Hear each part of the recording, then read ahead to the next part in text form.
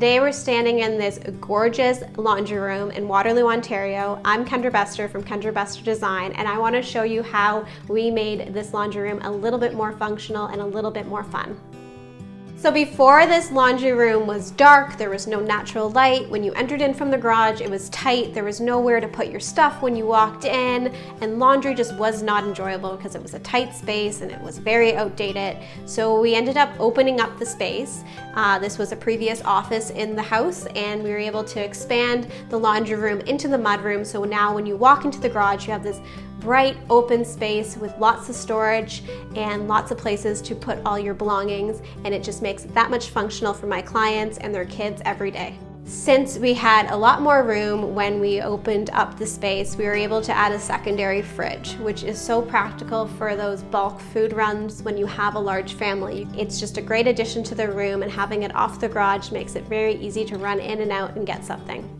One way that we were able to make this laundry room just a little bit different is we didn't go for the traditional white cabinet or the traditional gray or wood. We decided to go with this beautiful pastel blue to give the space a little bit more of a lift. We wanted something that was different than the rest of the house, so we went with this gorgeous gray sky from Benjamin Moore, and we accented it with aged brass hardware on the cabinets to give it some warmth, because sometimes blue can feel cold, but when you pair it with an aged brass, it feels so much warmer and more cohesive in the space.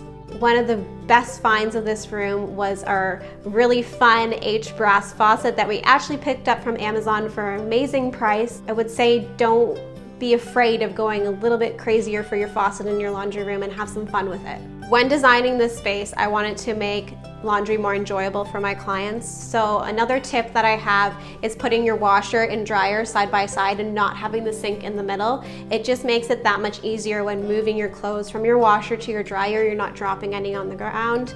And the other thing is putting your washer and dryer up on a pedestal, to put it at eye level or close to your eye level, so you can actually see what's in your washer and see what's in your dryer and nothing gets left behind, and also saves you from bending over. The other great thing about this space is that we added an island, which is perfect for folding. It is at countertop height, so you can easily stand here, take your items out of the dryer, and fold them right here on the island. There's enough space for your laundry basket and a few items, and it just makes the space that much more usable and also adds additional storage. So for the flooring in this space, we wanted to be practical but stylish, and it's very hard to have best of both worlds, but when using a porcelain tile, it's super durable. It's better than using a natural stone because you know it's not going to stain, it's likely not going to chip, it's a super hard, solid surface. So we're able to find a rectangle porcelain tile that we decided to lay on a herringbone to give the space a little bit more interest.